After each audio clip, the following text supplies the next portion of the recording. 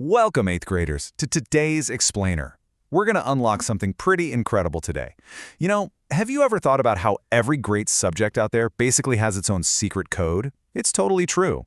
Whether you're studying the stars, putting together a computer, or, exploring the past, you need the right keys to unlock that knowledge. Today, we're focusing on the code behind the entire story of humanity.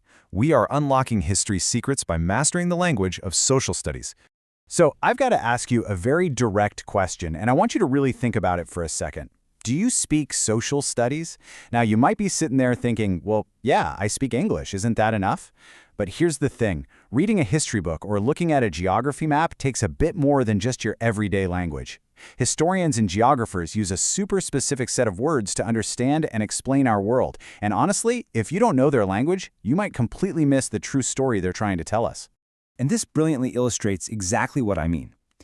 Just think about watching a football game. The announcer yells, "Touchdown!" Or you're watching baseball and hear, "Home run!" You instantly know what happened, right? Athletes and fans absolutely need specific sports terms to play and follow the game. I mean, you wouldn't use the word penalty in a baseball game.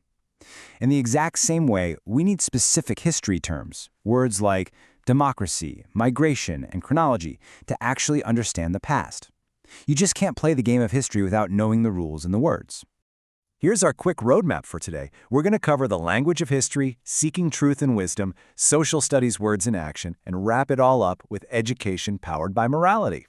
Section 1. The language of history and why your vocabulary really matters. Section 2.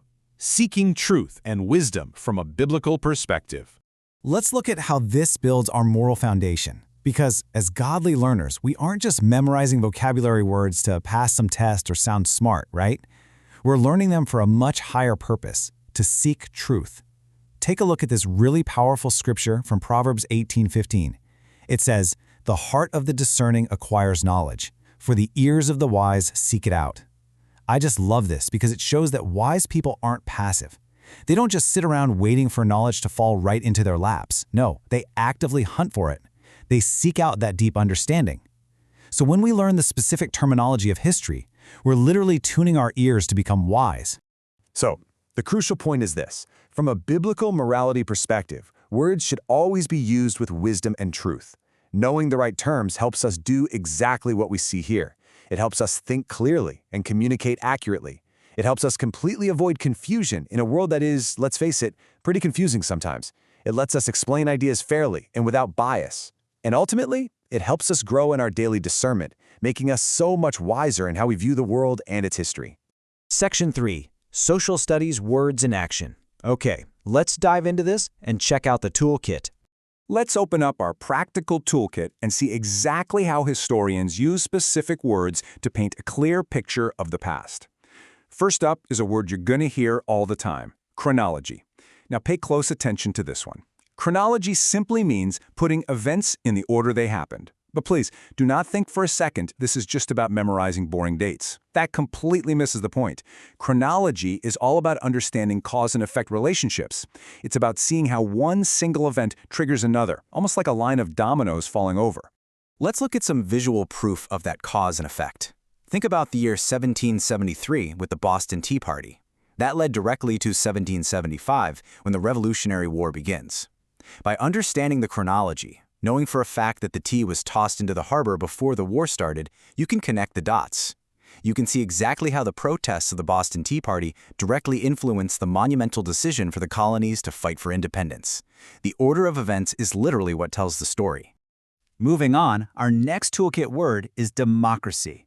This term refers specifically to a form of government where the citizens hold the power, and they exercise that power by voting.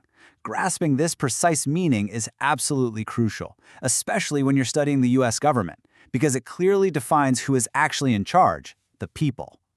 But, history requires precision. Let's compare democracy, where citizens hold the power through voting, with a republic, which is a system governed by a constitutional framework and the rule of law. Mastering this difference is incredibly vital because the United States isn't just one or the other. We're actually both. We are a representative democracy and a constitutional republic. If you don't know both terms, you just can't accurately describe how the American government really functions.